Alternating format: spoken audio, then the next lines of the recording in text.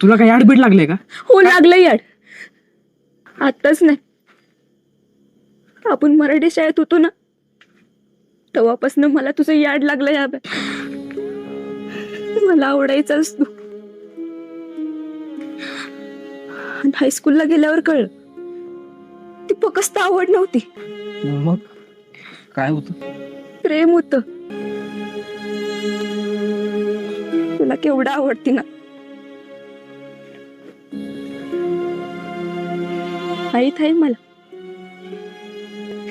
पण तिच्या आधीपासून बी मला तू आवडतो सगळ्या. मग तवाच का नाही सांगितलंस? मला वाटलं तुला कळल,